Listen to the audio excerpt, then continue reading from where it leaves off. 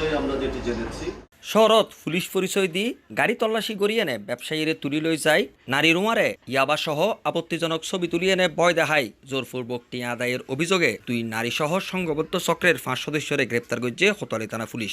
এই চক্রগান গত 5 বছরে একই কায়দায় অন্তত সন্দেশ্য অপহরণের ঘটনা ঘটায় বলে জানাইয়ে চট্টগ্রাম মেট্রোপলিটন পুলিশের উপকমিশনার মেহেদী হাসান।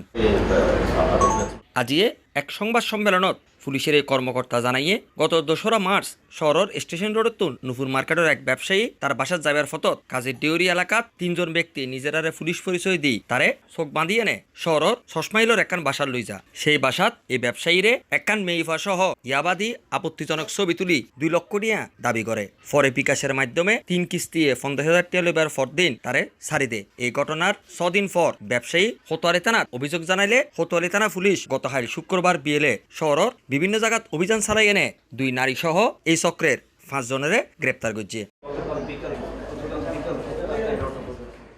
আচ্ছা, সম্প্রতি আমরা গতকাল একটা সংঘবদ্ধ অপহরণকারী একটি দল ধরেছি। তাদের অপহরণের বিভিন্ন মোডাস অপারেন্ডি আমরা যেটি তারা স্বীকার করেছে এবং ভিকটিম সহ আর কি তাদেরকে ধরেছে। একজন ভিকটিমকে তারা পুলিশ পরিচয়ে অপহরণ করে নিয়ে তাদের বাসায় ভাড়া করা বাসাতে নিয়ে তাদের অন্যান্য ওই চক্রের অন্যান্য সদস্যদের সহায়তায় তার কাছ থেকে টাকা নেওয়া সহ অন্যান্য ভয়ভীতি দেখানো হয়েছে।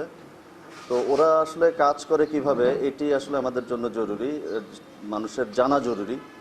এটা হলো এক একটা এরকম অপহরণ চক্রের সাথে প্রায় 5-6 জনের একটা দল থাকে। তো আমরা এই দলের 5 জনকেই আমরা গ্রেপ্তার করতে সক্ষম হয়েছি।